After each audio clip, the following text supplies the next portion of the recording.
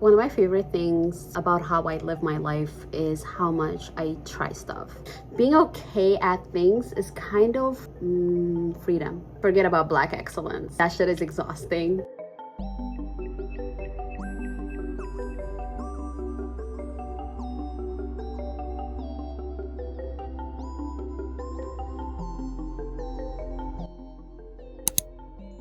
In one of my previous videos, I was talking about this obsession with mastery and excellence and how that alienates a lot of us from our communities and from really trying new things. This might be controversial maybe, but mastery, in my opinion, it's about creating hierarchies for the ego. It is about identifying ourselves with the thing that we are mastering rather than freely exploring everything and anything with low stakes. I think with that hierarchy sense, it also defines who is good at the thing and who's not that good, and there's not a lot of spectrum in between, and there's not a lot of embracing of failure. Maybe this is because I've read one too many self-help books, but mastery takes us on a journey to learn everything and anything perfectly and mimic rather than discovering and exploring what we're actually capable of and what we actually like. It doesn't really allow us to rediscover different relationships with the thing.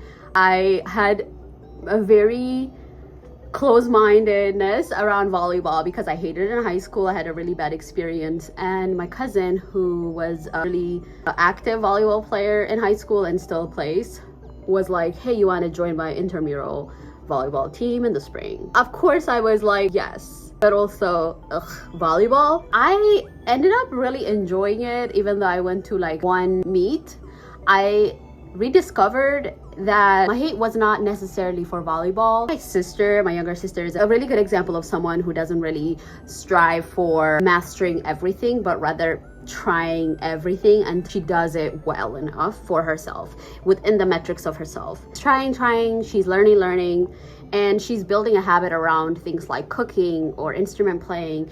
But also I feel like there is this thing that happens with self-help books, especially where habit making is almost a chore, and it becomes this like discipline and streak race to see who can master the thing the fastest. These are all like arbitrary metrics. Mastery doesn't allow us to have a relationship with failure that is healthy. It is identifying too much with the activity and the outcome of the thing rather than the process. I mean, of course I'm about to talk about community. I don't like to do like this one hack, but I do think mediocrity and trying things is one of the hacks of community making. I think when you are trying different things, new things, things that you're not good at all the time, and things that you are intrigued by, curious by, the way you ask questions allows you to be approachable and also interesting to people.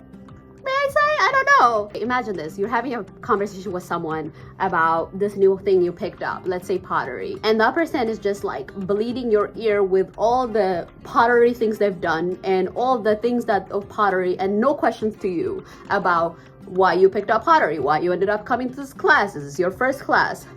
Of course, I've met people who are very good at the thing and still are very curious, but generally there's not a lot of community making when the one thing that you're good at is your identity. Within this community making conversation, it also means that you don't really close the door on possibilities. So I live in the Midwest. 9 months out of the year it is cold, and I've been really playing with this idea of wanting to do the polar plunge. If you don't know the polar plunge, a bunch of Minnesotans, I think Wisconsin too, maybe Chicago people too, they get together, I think once a year in March, and they take a dip into the lake, the frozen lake. I don't know, I think that's interesting, and I have been trying to convince my friends for 2 years now, and they're very anti it. So I put this on my calendar this year, and I'm like, I'm gonna do it this year, because why not? There is people that I would meet at polar plunge that I would not be able to meet at within my immediate community. There is community making possibilities in every corner. Mastery and the need to be better at something than others create separation from others, and also there's not a lot of humility in the way you show up. I've met a lot of people who are really good at something, that one thing or those two things, and that is all their identity, and it's very like it's drowning, it's absorbing, that in a way that doesn't feel like there's this mutual conversation, but rather they are info dumping on you about the thing that they're really good at. And to me, that actually hinders community making. I like to say I'm a jack of most trades, master of none. And I'm very proud of that. Being good at mending, cooking, preparing for an emergency, gardening, hair braiding, like all of the things that make existing a little bit easier actually make you a little bit more of like a person who's in demand. Not to put this in a capitalistic or like clout chasing way, but it does kind of put you in a place that feels like, oh, okay, this person feels like they have many skills, even though they're not like at the skill that, you know, this one person has. Let's say that an apocalypse happened or a crisis strikes. Is it better to do one thing really well?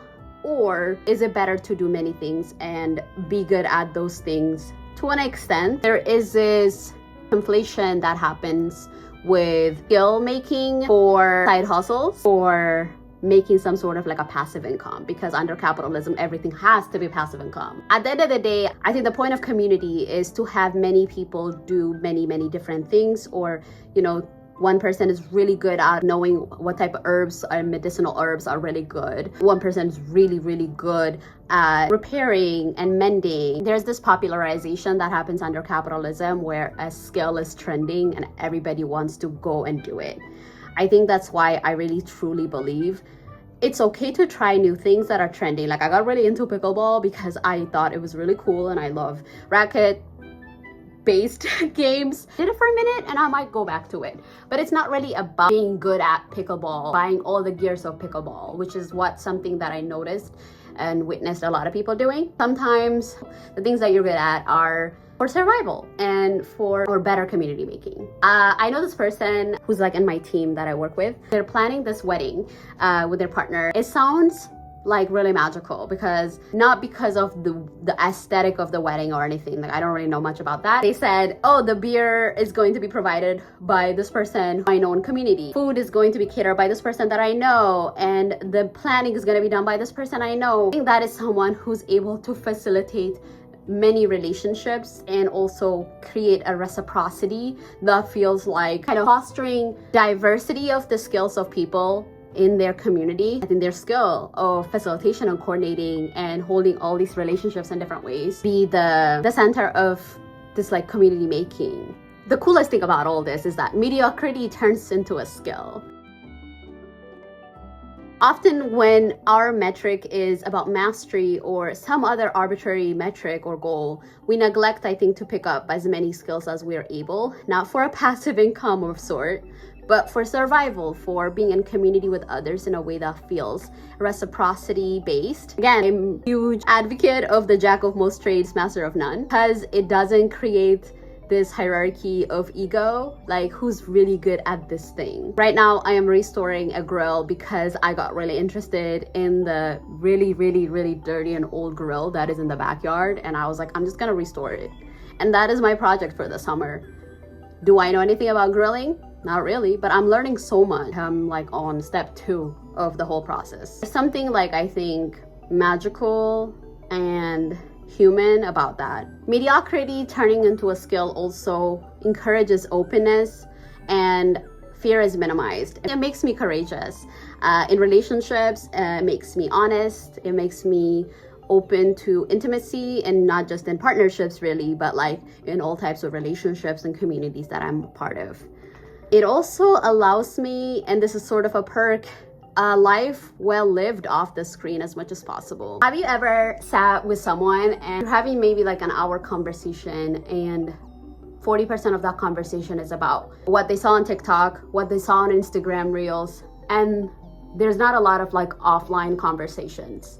I think it would be disingenuous not to talk about how technology and social media really monopolizes our attention, and it is used to really distress, even though a lot of the time it causes me to have the opposite. It worries me that a lot of us are isolated in a lot of ways because we are fearful of failing. We are fearful of not getting it the first time. and it doesn't really allow us to open up because we're afraid of being mediocre. Of course, I have to talk about overconsumption. Overconsumption has really morphed into many different aspects of life beyond the physical things that you purchase on Amazon or the frictionless online shopping experience that is available to us. When you have skills that are about tending, mending, repurposing, upcycling, you turn way less to the purchasing economy.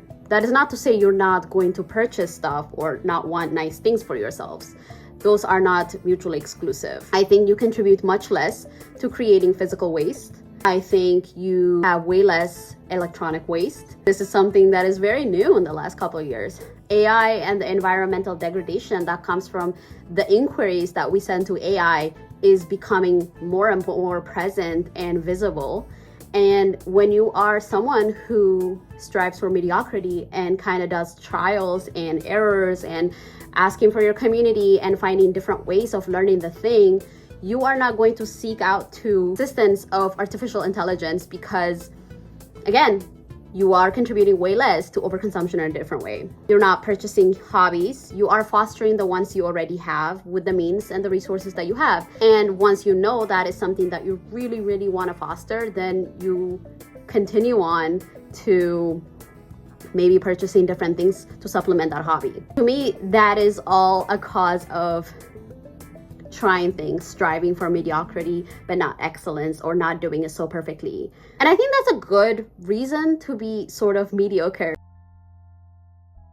Because contradictorily, it's a path to abundance, community, skill building, and rediscovery of self. I think it's really interesting how the conversation of excellence and excelling expectation is really about perception of other people and how other people externalize your experience, outcomes of the things that you're doing. As someone who grew up in an immigrant household where my identity was really interlinked with the things that I'm able to produce, whether I go to school and I do well, whether I caretake really well, whether I listen to authority, I think as soon as you sit in really comfortably in the soup of mediocrity, you notice how much freedom and abundance that is available to you. And I think that's fucking cool.